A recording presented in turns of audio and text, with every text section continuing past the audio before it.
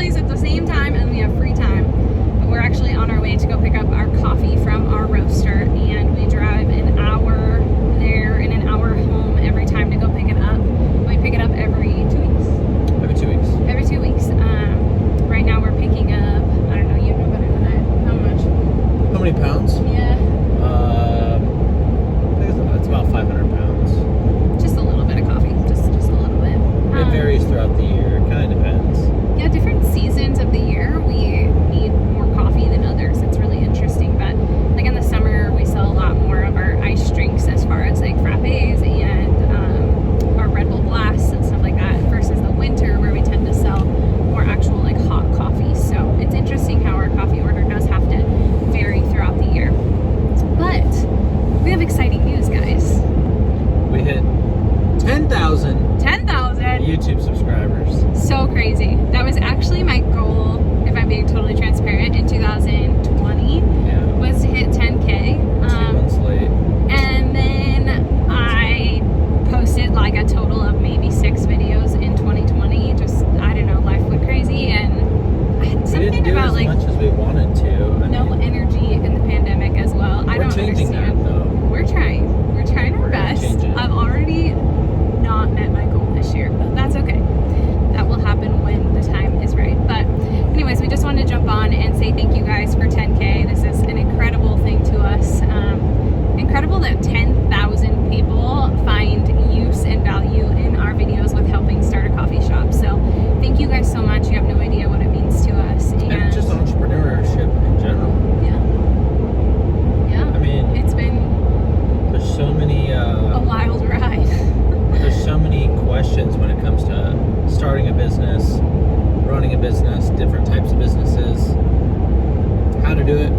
It's actually pretty overwhelming, and I think that a lot of people don't start businesses because of how overwhelming it is, and it's intimidating, it's scary.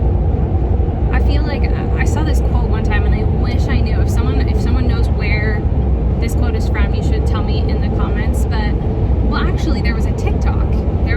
I want to find it, and if I can find it, I'll post the link down in the comments for you guys. But there was this TikTok, and it was talking about how entrepreneurship, it is like a circle, and it was talking about how you go through these different phases. And the first phase was like you have the idea, and then the next phase is like you go to the first step of actually making it happen, and then the next phase is, I think he called it like the depths of despair or something. It was essentially like it gets really hard. That's where most people fail. And then he said most people stop right here, and then they go back to the beginning, they have a great idea, they start doing the initial work, and then they reach that hard spot, and then they quit right there, and then they start back over. And I feel like so many people get stuck in that cycle where you have this amazing idea for a business, for a product, for just a company in general, and then you start the initial phase. It's really exciting, everything's going really well, you're starting to work on your plans, you've got a business name figured out, you've got potentially even a location figured out, and then you get to the part where it's just kind of like roadblock after roadblock after roadblock, and then you just start all back over. I wish I knew his exact terms he used for it. I don't have it memorized.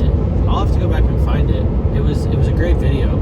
It really spelled it out great, like just perfectly how it's so easy for people to come up with the idea, the business name, start a Facebook page, start an Instagram page.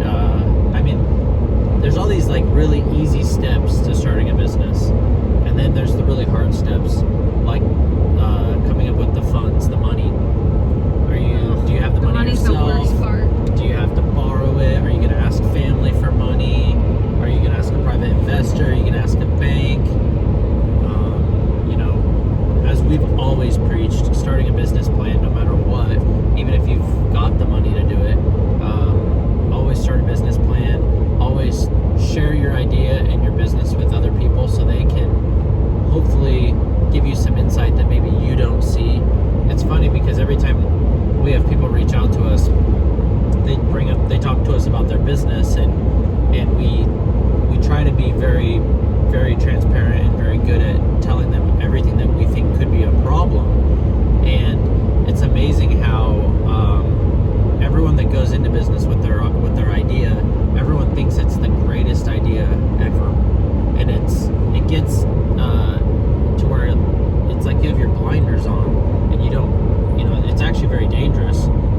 you don't always think. You know, we've had people tell us, oh, I've got this idea, we want to start this little coffee shop, our population is like 1,200 people, and you know, then they tell us their rent and all this stuff, and traffic counts, which you can imagine in a town of 1,200 people isn't very high, and then we're like, yeah, I don't think this is going to work out. And they're, you know, but then they say, well, but our community just, you know, we feel like our community, everyone will support us. And it's like, but the reality is that they won't. You know, they might at the beginning, but for years on end, they may not. And so it gets hard. It gets hard. We have a term for it. We've talked about it in some of our last videos, but it's calling your baby ugly. There are no ugly babies, but no one wants to call their own baby ugly, right? And so what we've kind of always said in the past is like, create your business plan and then ask people who are well versed in business to look over your business plan and to call your baby ugly. And that's really tough. If you're a soft person, which I am, it's really tough to have someone look over something that you've poured your heart and soul and your dreams into, and then basically tell you, this isn't going to work. Like, this part isn't going to work. And sometimes they'll call things ugly. Like, they'll tell you, like, what about this? And it's actually more of just a test to make sure that you have already thought about that. So for instance, our first location that we ever had, we put together a business plan and we put together drawings and stuff of like where it would go and everything. And we sent it off to my godfather, who was the CEO of a major company, and to my parents, who are both entrepreneurs of their own. And we sent it to both of them. And one of the things that they came back and told us is that our coffee shop, so how we built our model is that the air base, which is like the Air Force base, is at the end of this road. It's a 10-mile road. We put our coffee shop in the town portion of the city we live in. So technically the Air Force base is its own city or town. But it doesn't feel like that because it's just a 10-mile drive and then you get to the base, the gate. But anyways, so most of the commuter traffic in the mornings, right, heads out to the base. That's why we wanted to put a coffee shop on the road. We did. However, the only option we had for a location was on the left side of the road. And so one of the things that everyone wanted to like tell us was ugly in our business plan is they said, I don't know if people are going to be willing to cross traffic to go to your shop when they're all headed out in the morning one way.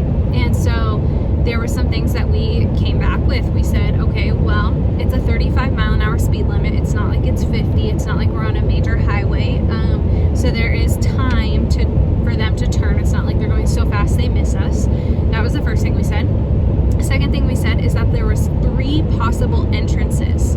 So there was a main side street, there was an initial entrance, and then there was another entrance on the other side. So as a customer, if you're wanting a coffee impulsively and you're driving and you miss the first one, you're like, ooh, and then you can hit the second one. And even if you pass our business, there's still a third entrance to get in, which was huge. It's not like it's one option and then they pass it and they're like, too late, I'll go there tomorrow.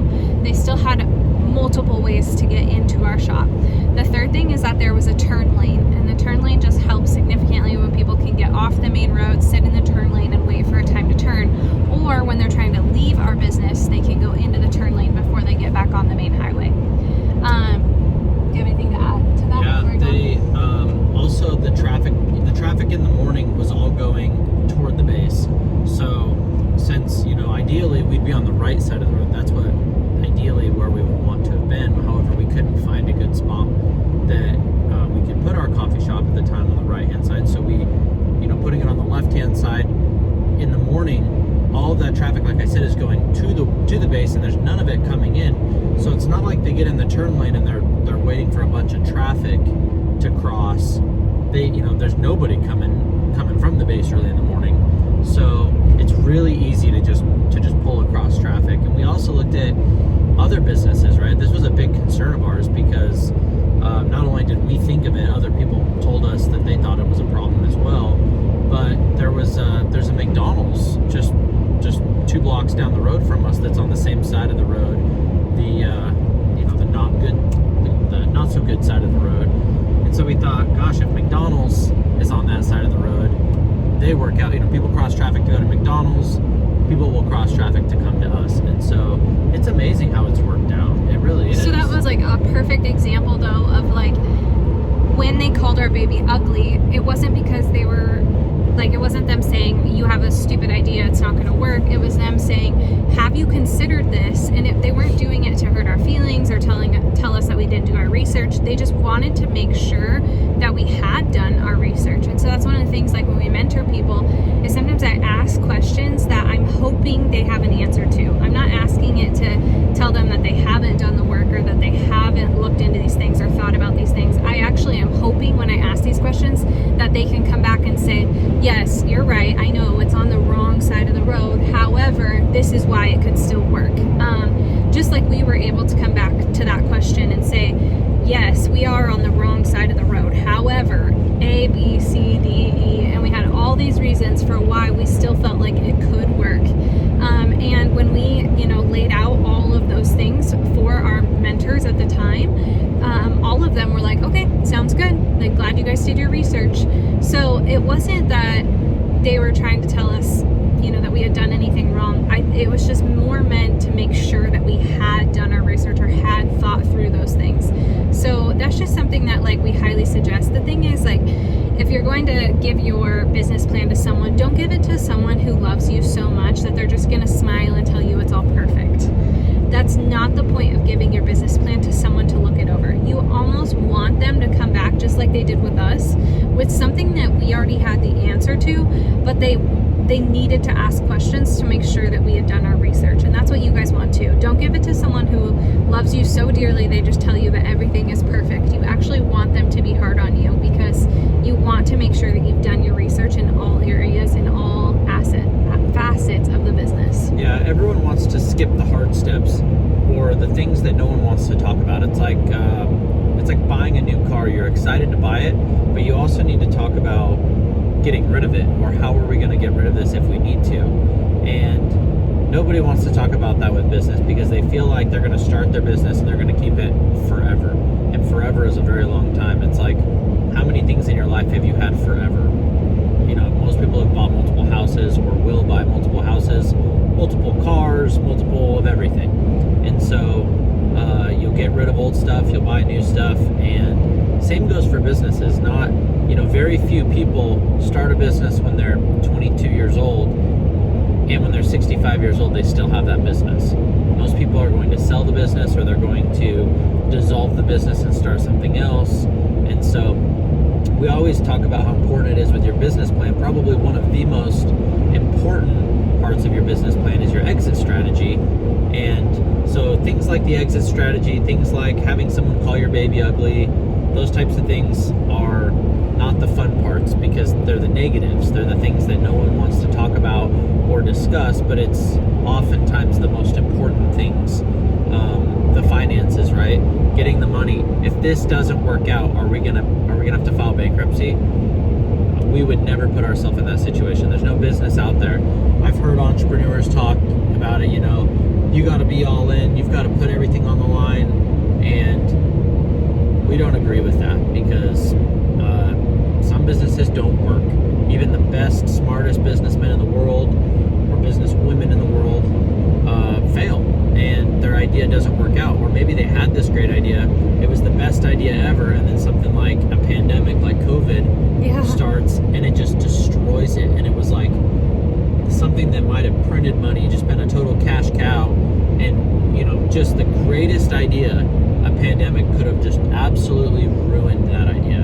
And so we were actually just on a trip. We just got home, and there were some restaurants and businesses that we visited in the past, and we went on this trip and those businesses were closed, and it broke my heart because we loved going there. They were so busy, they had great products, and to see that the pandemic had actually caused them to close permanently, it's just really disheartening. And being a small business owner in 2020, man, we all deserve like a giant hug, and maybe some people something did really stronger. well. Some people made a lot of money during COVID. We were not one of them. We fortunately for us, we had a drive-through. We're in a state that is that allowed us to stay open always. We did close our lobby temporarily during the shutdown period for a few weeks, but other than that, our drive-thrus have been open, and we've taken the proper measures to make sure that we are still being safe and delivering products safely, and it's reflected. I mean, our staff has been very healthy, and everyone's been trying to do their part while still staying afloat and making sure that everyone, including ourselves, can still pay our bills, pay our employees so they can pay their bills. It's a very challenging world, but if you're not willing to adapt and make these changes, that's one thing about small businesses, is they're better than big companies, in my opinion, at adapting. I watched so many of these small businesses just overnight make changes and adapt to the situation, whereas bigger companies have a lot harder time adapting and making those changes, because the scale of places like Walmart have to put rules and policies into effect, and sanitizing stations, and all of these spacing of chairs, and it's really hard to do when you're a local small business. You can make those changes so quickly, and you don't have to wait for the approval of a CEO or something like that. It's like you get to make those decisions, and that definitely benefited us during all of this. I know we talk a lot about our coffee shop business. We also have other businesses. One of them is a photography business where Bree shoots photography. Bree Thomason Photography, shout out there. Thanks, babe. And so we travel all over the world, to Italy, to Hawaii, all over for weddings. And as all of us know, that didn't happen in 2020. That didn't happen in 2020. We did a couple of weddings. Two weddings. I had 15 booked, and 2 decided to go forward. One of the 2, we changed the date from June to September, and then both of those weddings, their guest list went from like around 150 down to about 45. So imagine if that was our only changed. Income. Yeah. We know photographers. We're such good friends with all of these photographers that this is their only way to make a living, is doing photography and shooting weddings. Yeah. And it's like, who would have thought that we were going to have a pandemic? Like, who would have thought that this was even a possibility of something that could happen? I mean, it didn't cross my mind. I think it blindsided everybody, but it goes to show how important it can be to have separate revenue streams, whether maybe you have some real estate and you have some rentals. Now, those did get hit in certain areas of the country. Ours didn't get hit nearly as hard. People have still been able to work and pay their rent and things like that. But plus we have the Air Force Base, so that's like a big thing for us here. Yeah, they say the average millionaire actually has 7 income revenue streams. And so for us, like, just even looking at our lives, and we're not there yet, but looking at our lives, like, we have the coffee shop, and I guess if you wanted to count like 2 locations, maybe you could count that as 2 different. My photography, Casey has a hobby, but it's a paid hobby in a sense, where he does sports cards and he flips sports cards. We own a liquor license, we rent it out to a restaurant, that's 5. We own property that we rent to our coffee shops. I guess you could somewhat consider that. That would be 6. Am I missing any? I think that's it for us right now. But we're constant. I mean, I guess if you wanted to count our like mentoring and like the entrepreneurs as 1, we don't really make much, but I guess you could count it. So that would be like 7. Yeah, we clearly don't do this for the money. Yeah, when it comes to vlogging and mentoring sessions, we really just want to help other people, because we didn't have that help when we did it. And we just love to give back, and yeah. I mean, we don't have kids and we don't have a lot of time on our hands, but it's like when you're an entrepreneur, when you do have time and you're just sitting there and you don't really have something going on, you find something to do. Yes, I feel like that actually, like that whole like average millionaire has 7 income revenue streams. I think it's because average millionaires are entrepreneurs, self-made entrepreneurs, and self-made millionaires just love to be busy and love to constantly be creating and doing different things. And sometimes you do them without the intent of even having them as an income stream. You just passionate about photography, and that could be really cool. And then all of a sudden, it's literally like a full-time job.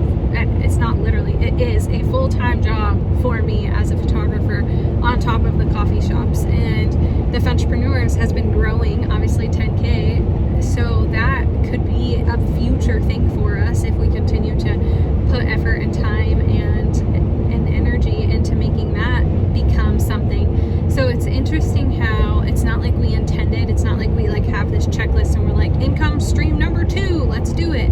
It's just like they kind of just happen. And some of them are very small, and some of them are obviously like the coffee shop, which is how we survive, how we pay our main bills. So it's just interesting. I've never really thought about that, but it's so true. I don't think that those average millionaires really go out with the intent of finding 7. I think 7 just kind of happen because that's just their personalities and how they live their life.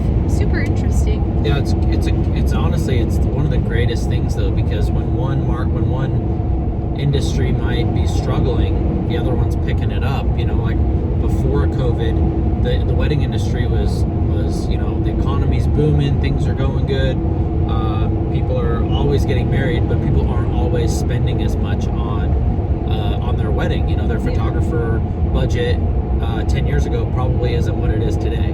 And so, it's been great, but the coffee shop has really picked up a lot of our slack in the market. As the photography business tanked, the coffee shop picked it up. But hopefully in the future there will be a time where they're both doing well again, you know, and I'm sure that time is coming. This summer looks insane. Yeah, and we've always it's gonna be crazy. Yeah, we've always believed in not living outside our means as well, and I think that's really important for people when they're starting their businesses. We reinvest into our businesses a lot, and the idea it's hard. It's like when you look at those graphs when the line's doing this, up down. It's kind of like that. I mean, when we started our second location, we went almost 2 years without really taking any pay other than just what we needed to survive. And that was hard because as we started our first coffee shop, we were 5 years into it. Things were really going good. We had paid, we didn't owe anything on it. We were making good money. And then all of a sudden we want to start a second location, which meant that we needed to cut all of our income so we could not finance nearly as much, save for a year or 2, and then start our second coffee shop. And then now income is almost double what it was, because now we have 2 coffee shops rather than 1. But then we have more debt to pay off, and so it's just this game of 5 steps forward, 3 steps back, 5 steps forward, 3 steps back. Yeah, it's like you are eventually gaining, but you tend to be going up and then back and then further up and then further back and then further up. At least for us, that's what's happened in our business, and other people might have a different experience with that. 100%. Casey says it in probably every single video we've ever done, but I love it and I want to keep saying it because I feel like people need to hear it, and that is that we believe in slow and sustainable growth. And the reason for that is because although, yes, we could go out right now and find a private investor, show them our books and say, listen, we want a line of credit for $4 million and we want to start 10 coffee shops in the next, 5 years, we could do that. And we actually have the skills, I feel like, to do that at this time. We would be very thin, we'd run thin, but we could do that. However, we would then be on the line for $4 million and all these payments and a pandemic that came out of nowhere and all of these things that would make us constantly live in stress. And I have to tell you that being an entrepreneur is stressful enough as it is.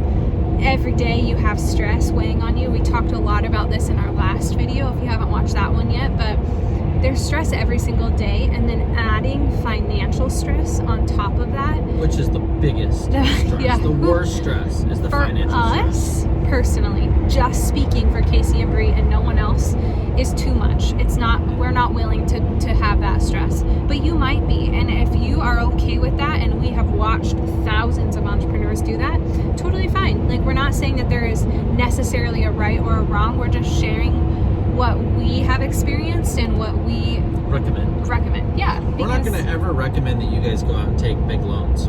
You are never going to hear us recommend that.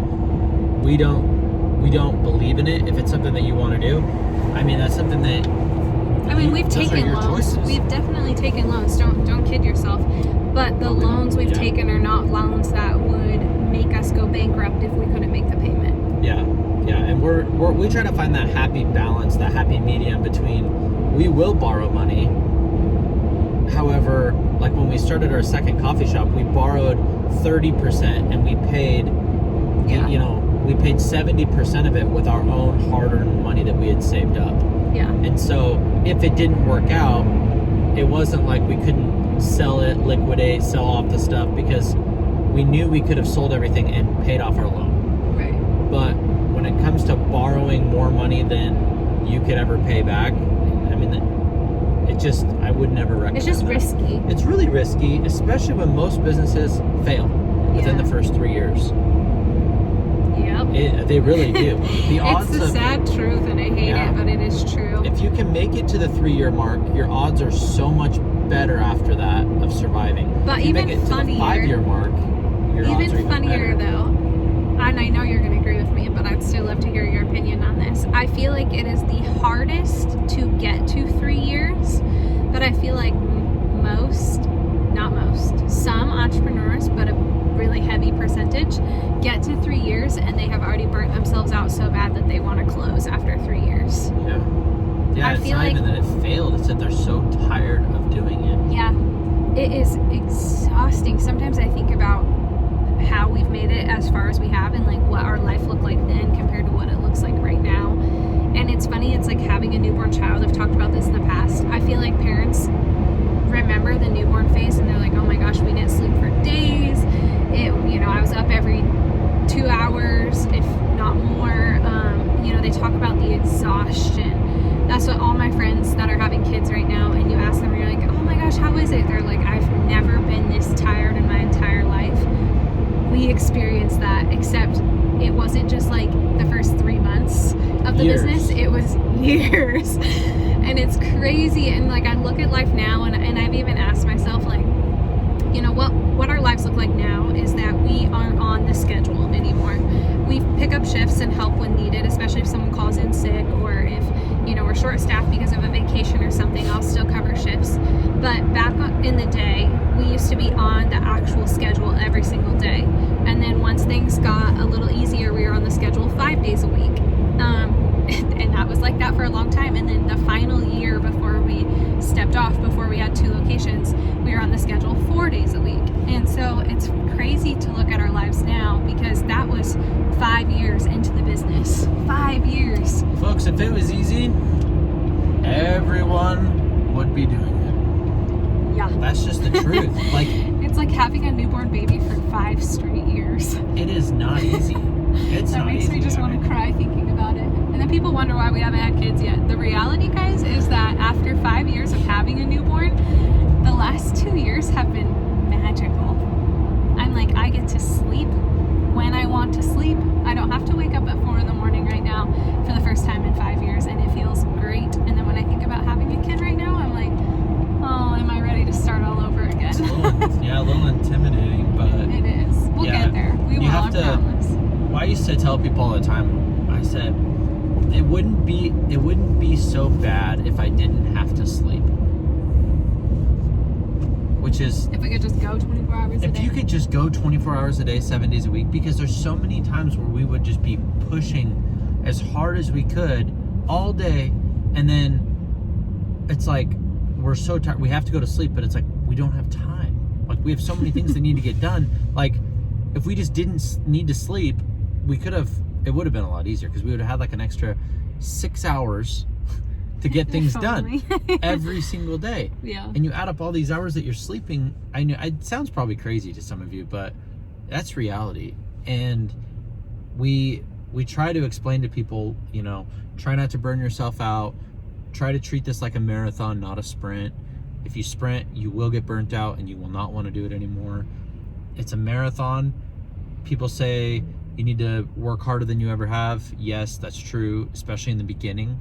But But where we tend to find a little bit more balance is I see some of these entrepreneurs, some of them are very successful, and they preach nothing other than you need to go to bed at 3 a.m., wake up at 6 a.m., work, grind all day, all night. I mean, and that was reality in the beginning. In the very beginning, that was reality. But I don't know about you guys. It wasn't even because we like wanted to do that. It was just like that's what it took to make the business the best happen. It could be. Yeah. We could have done it. We could have just done a mediocre job, but we wanted to be successful. We wanted to have a lot of customers. We needed to make this thing happen, and that's how we did it. But I don't know about any of you guys, but grinding and getting 3 to 4 hours of sleep for your whole business ownership life sounds miserable. Yeah. We went into business in hopes of sacrificing our time and energy and living in kind of hell for a couple years to get to the point where we could then live the rest of our lives with more flexibility and more time to do the things that we want to do. But just kind of like you talked about before, is that we keep going through these phases, and I think this is a very natural progression, is that we want to continue growth, and nothing says you guys have to continue growing. You can open one shop and be very comfortable with the income it provides and the lifestyle it provides, and you can get to a place where you have managers who are doing an incredible job. It gives you the flexibility to stay at home with your children more often or travel more often, and maybe that is enough, and that's totally 100% okay. I want people to know that there's nothing that says you have to continue growth. The life that we have chosen and kind of the journey that we're on is that we do actually want to continue growing. And we don't know what that number looks like at this time. We don't know where our path will be 10 years from now, but what we have been on a mission to do is slowly and sustainably open more shops as income comes available to us. As we save up and we have enough to start our next one, we are trying to always start our next one. And so, it looked like 5 years of the first one, and then now it's been going on 2 years with having 2, and hopefully a third one is in the works for us sooner than later, but we just financially are not quite there yet, and that's okay. Like, that's totally okay. We could have been there by now, but we decided to live more of a balanced lifestyle. So yeah. we could already have our third location by now if we wouldn't have enjoyed life as much. Yeah. We travel, we like to... Plus I'm running my photography business, and like, in order to give my clients literally this incredible experience that I hope that they enjoy, it's that I have to have time to give that to them. So I have to sacrifice, like Casey said, there's really only so many hours in a day and only so much energy that I can give in those hours. And I don't even like really watch a lot of TV. The books I read are all like entrepreneurship books for the most part. So it's like I truly don't really have much more I could give. And so that's where like you have to decide, like, we have phases in our business where, just like we explained financially, it's also in like energy and momentum, where there's times where we are just like going straight. We're like, let's go, and we're working on the next one. And then there's phases where things are a little bit more calm and we kind of reach a plateau, and it's just kind of like day to day. There's no real like new projects in the works or any big things happening for us. It's just kind of day to day life.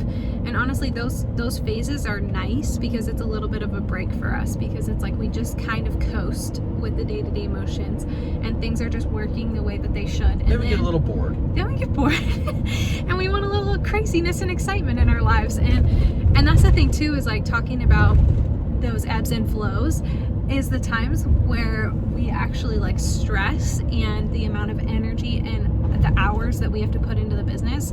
When we do open a new location, I'm on the schedule like crazy. I'm there every morning. We're working through the kinks of having a new location. And so that the amount of hours that I have to invest in the business goes way up for me. Same thing with Casey, because he's the one who deals with all of our city permits, the transportation department. He helps work with the contractors. He does all of our equipment ordering. His time and energy has to go up like crazy too.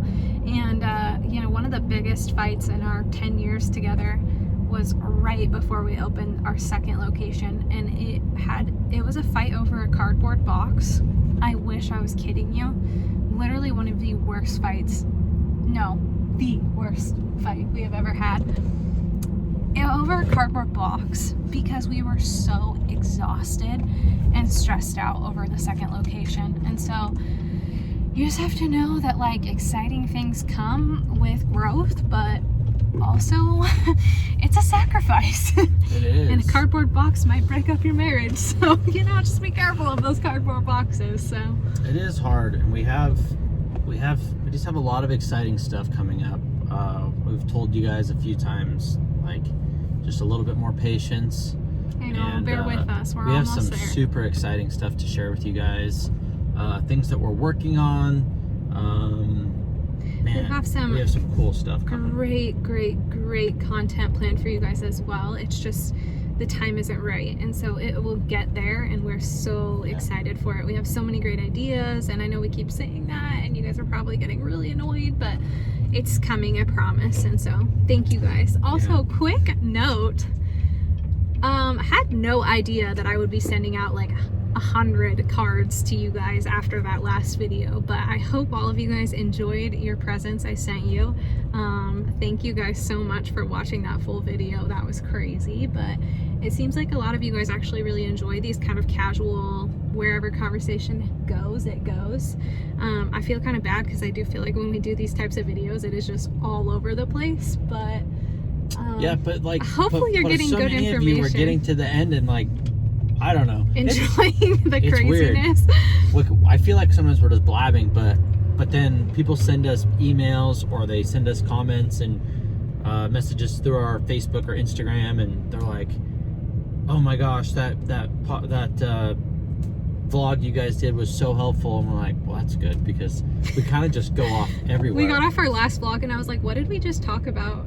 Like, I don't even know. It just went all over the place, and that's really how enjoyed this one did too. So it's really fun, and we some of you have been asking, and we would like to get more of your guys' opinions. So if you've made it this far in the video, which is like 38 minutes let us know. We have been considering starting a podcast for the Funtrepreneurs to discuss not just coffee shop.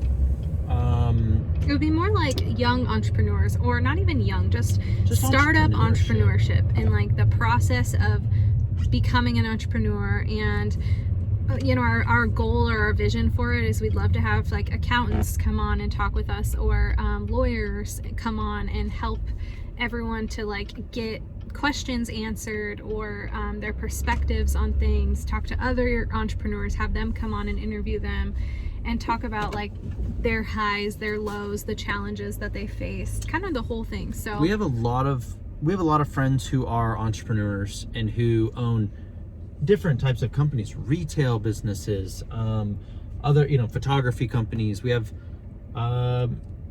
entrepreneurs who work husband and wife full-time like we do. We have some that have business partners that are friends, and we have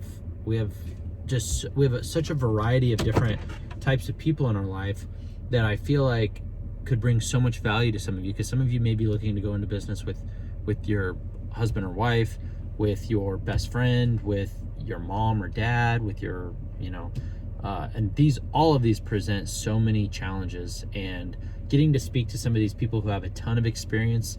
Some of them run multi-million-dollar companies that have been around for 10 years. So yeah, let us know if this is something that interests you guys. It's a pretty big investment for us, because we would like to do. We have this fault is that when we do it, we want to do it right. Which unfortunately costs. It's expensive, but like thousands of dollars. I told Priya, I said I want to do like a podcast where we could eventually get to the point where some of you could call us, or we could have you guys on the show and be like, bring your questions, ask us. We're an open book, do live call-ins, be able to record it and upload it to YouTube for some people who maybe can't listen to it live or whatever. And there's a lot of challenges with that involving like cameras and microphones and all this stuff. So I'm in the process of working on that right now, the details. I think it would be super fun and beneficial, but we also have been talking about the time it would take, and we want to be able to dedicate hours a week to it. And so we're gonna have to make this into our schedule if we make it happen. But if this is something you guys find beneficial, let us know. And if you guys continue to have questions, put them in the comments. We try to, when we do these vlogs, we like to try to answer as many of those questions as we can. If you guys are interested in mentoring sessions, that's what if you guys are interested in those, let us know. We are getting very busy with them though. Like, we're doing them a lot now. And so let us know what your schedule looks like, what you're wanting to do. And we really wish that someone would have been willing to do that for us, because like we had mentors in the sense that my parents owned businesses, and my godfather was a very successful CEO. We had that kind of help, but no one told us like, hey, here's the equipment you need to open a coffee shop, and here's the questions you should be asking at an interview, and here's how you need to hook up your water and your tank system if you're going to be self-contained. And just there were so many things that we learned through trial and error, which was great. And I wish I would have spent thousands of dollars on mentorships that would have saved us even tens of thousands of dollars. We made more mistakes on this journey that we literally replaced our own building within 2 years because we made such a big mistake, and that cost us about $50,000. But talking to someone who has done it can tell you and share with you, be like, hey, don't go that route. This is the reason why. Or if you do, you need to make sure you do it this way, not that way. And it's what, now we look at it because we've experienced it, right? And we're like, wow, we were so stupid. But that is the value that making mistakes brings, and people are so afraid to fail and make mistakes. However, when you go to college or when you go to school or you go to a class, people tell you all the time not to make these mistakes, but if you don't listen to them, you have to learn the hard way. And we did learn the hard way on some of them, and there are ways to learn without learning the hard way, but sometimes you learn the hard way. We still learn the hard way sometimes, and we still make mistakes and lessons all the time, and that's and they can be costly. Let's say you make a mistake and it costs you $5,000. That's a really costly mistake. However, I can guarantee you we won't make that mistake again. So it's not a total loss. It might have cost you $5,000, but the knowledge you gained from it or the experience you gained is worth so much more. And a lot of entrepreneurs will tell you that.